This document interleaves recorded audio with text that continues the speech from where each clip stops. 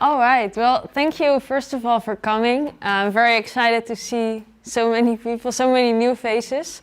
This is also for me the first time to do something like this, organize something like this, and I never expected the great support I got from the staff from the Center for Higher Education. So it's really cool for me as a young, student, staff member to get this support and provided such an opportunity. So today I would like to tell you something, and please feel free to have lunch or eat, because I appreciate your being here and your valuable time. So today I would like to tell you something about the virtual exchange program, and which you might have read in the description I am involved in as a student assistant. So this is next to my studies. I do this as a side job. So some people, work at the bar or at a restaurant. Well, I work for the virtual exchange project.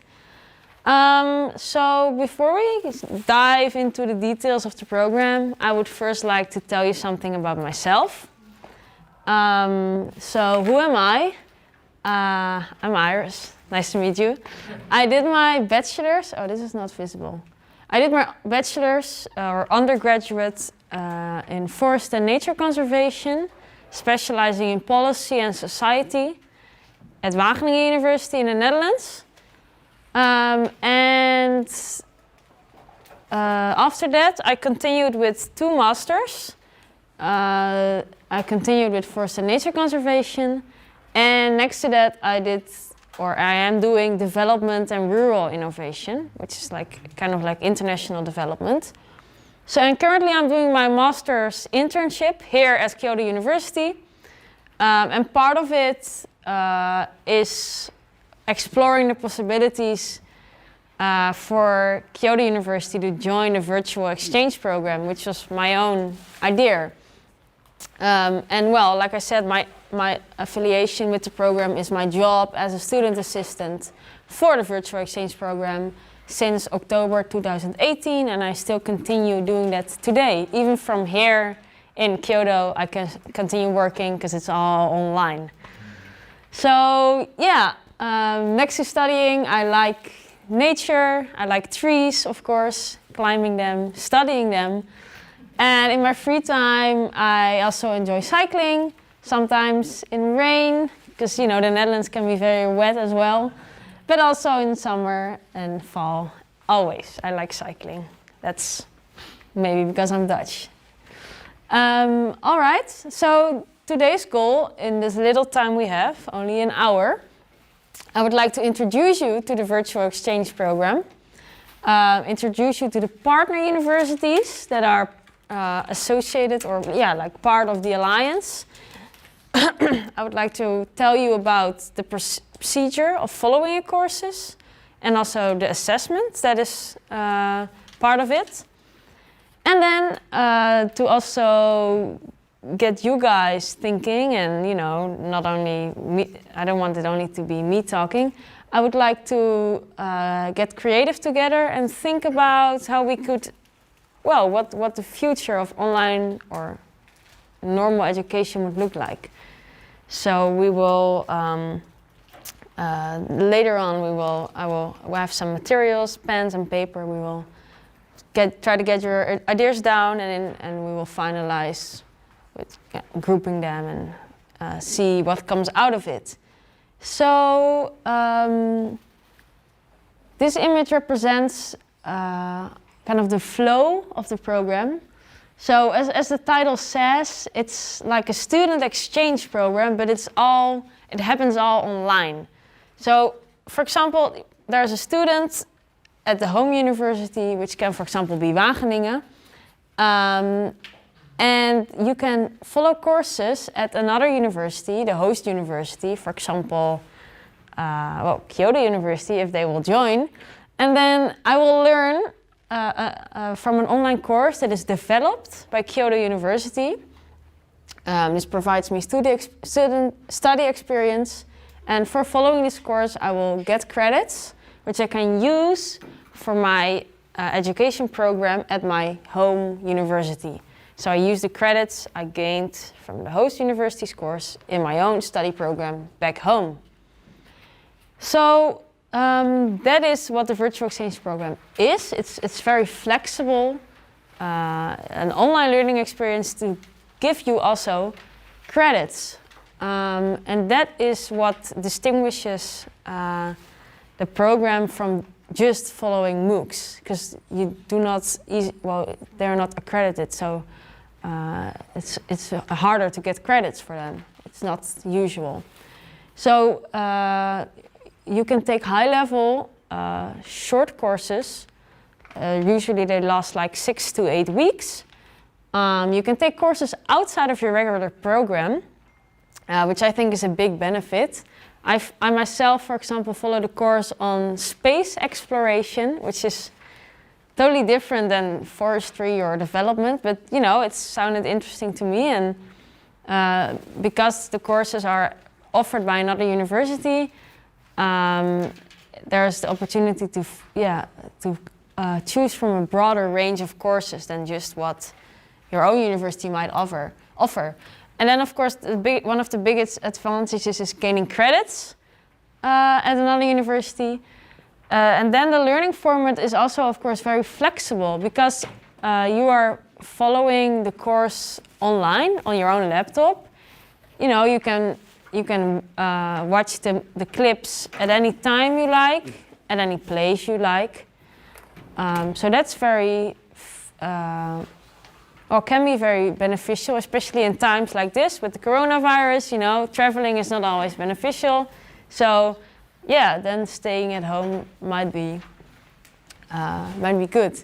Then, of course, there's international learning experience. Your follow courses developed by other institutions. And there's no additional costs, so you do not pay any tuition fee or other application fee, and there's no limit to participants.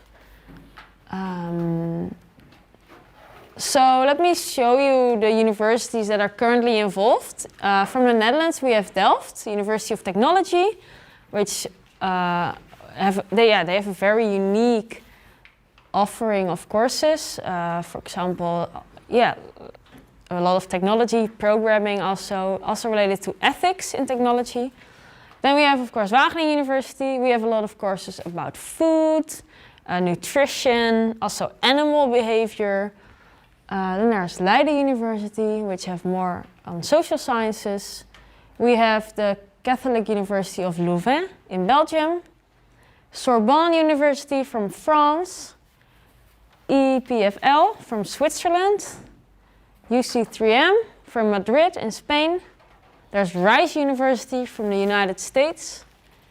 We have the Hong Kong University of Science and Technology, and then the University of Adelaide in Australia, Queensland University in Australia, and the Australian National University. So you can see there's a lot of partners involved, and they all from, you know, a different region of the world, and they all have like their own specialization. So that's very interesting and exciting, and I think Kyoto University would also be an interesting partner to have in this list. So again, more in detail, why it could be beneficial for students to participate. You can enrich your portfolio by choosing different courses from high-end universities all around the world. You have access to different expertise because you explore knowledge from other regions and universities. It's online, super flexible, and of course free. You have a diverse learning experience with varied activities. For example, there's a course on animal behavior which asks students to go to the zoo and observe the behavior of the animals over there. Students are sometimes asked to write essays. There's a Wageningen course on food waste which asks students to do a little experiment with their own fridge. And there's quizzes and assignments at the end of each module. Students can connect with each other because there's discussion forums where they're asked to share their thoughts. And there are often peer review assignments, so they also get insight in other students' work and how they might write or learn. And then for most students, most importantly is gaining the credits. That's, like I said, this what distinguishes the program from just following MOOCs on edX, for example. So in order to make sure or accredit the courses, to be able to assign these study credits, assessments have to be connected to the courses. This often is a written exam on campus, but not always has to be that. It differs also what the university guidelines are. Often there's also essays involved or written assignments.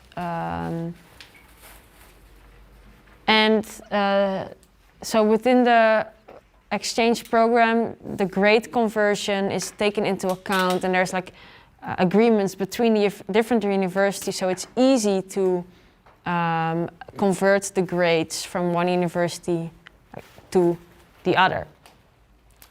So that makes it for students very easy. They do not have to ask their own university to, again, accredit the course or assess how many credits it is worth. That's done by the partners as part of becoming part of the alliance.